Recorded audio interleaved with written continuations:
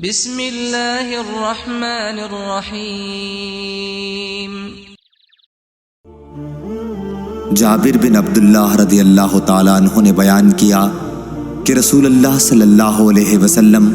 ہمیں اپنے تمام معاملات میں استخارہ کرنے کی اسی طرح تعلیم دیتے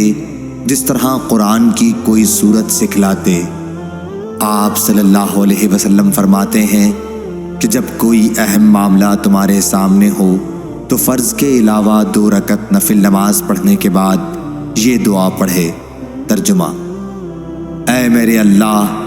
میں تجھ سے تیرے علم کی بدولت خیر طلب کرتا ہوں اور تیری قدرت کی بدولت تجھ سے طاقت مانگتا ہوں اور تیرے فضل عظیم کا طلبگار ہوں کہ قدرت تو ہی رکھتا ہے اور مجھے کوئی قدرت نہیں۔ علم تجھ ہی کو ہے اور میں کچھ نہیں جانتا اور تو تمام پوشیدہ باتوں کو جاننے والا ہے۔ اے میرے اللہ، اگر تو جانتا ہے کہ یہ کام جس کے لیے استخارہ کیا جا رہا ہے میرے دین، دنیا اور میرے کام کے انجام کے اعتبار سے میرے لیے بہتر ہے، یا آپ صلی اللہ علیہ وسلم نے یہ فرمایا کہ میرے لیے وقتی طور پر اور انجام کے اعتبار سے یہ خیر ہے، تو اسے میرے لیے نصیب کر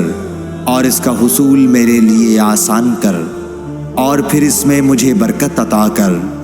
اور اگر تو جانتا ہے کہ یہ کام میرے دین، دنیا اور میرے کام کے انجام کے اعتبار سے برا ہے، یا آپ صلی اللہ علیہ وسلم نے یہ کہا کہ میرے معاملے میں وقتی طور پر اور انجام کے اعتبار سے برا ہے، تو اسے مجھ سے ہٹا دے